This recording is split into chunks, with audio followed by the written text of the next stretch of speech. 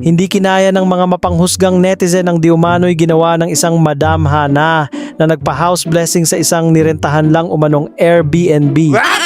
Welcome everyone, let's begin the blessing. Thank you, let's go in. May this home be blessed with peace and prosperity.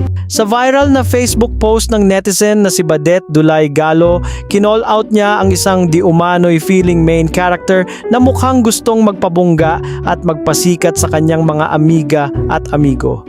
Yung tipong akala mo kontrabida sa mga viral Chinese TikTok stories na laging walang part 2 ang ending. Sa post na umani na ng mahigit 27,000 reaction, diretsahang kinall out ni Maring Badet ang mahadirang Airbnb renter na may matching name drop pa. At bakit naman kasi nagpa-house blessing ang gaga ng hindi naman niya talaga bahay? Anong thought process kaya meron ang renter? Ayon pa kay Maring Badet na nagpost ng mga resibo at photos ng nasabing fake at fraudulent house blessing, nang gigigil na daw sa mahaderang renter ang house owner na friend daw mismo niya. Baka daw isang palpa sa renter ang titulo ng property at dudublehin pa ang rent nitong halagang 10K lang. Peace be to this house. Amen, Father. In the name of the Father, the Son, and the Holy Spirit. At base nga sa mga larawang ibinahagi sa viral ng post, talagang bongga naman talaga ang house blessing ng mahaderang renter. Agraraman, sabi nga nila sa Ilocano, may pare, may kandila, may dasal, may pa-picture-picture pa. Kulang na lang yata ay housewarming gift at ribbon cutting para kumpleto ang eksena. In the name of the Father, and of the Son, and of the Holy Spirit. May this home be blessed.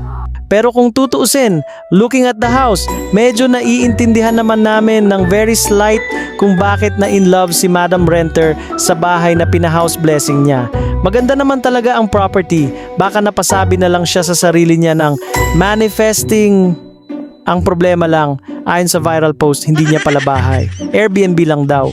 At mas lalong naging matindi ang usapan online dahil ayon sa nag-viral na akusasyon na diskubre umano ng tunay na owner ang nangyari at hindi natuwa sa di umano'y pagpapanggap.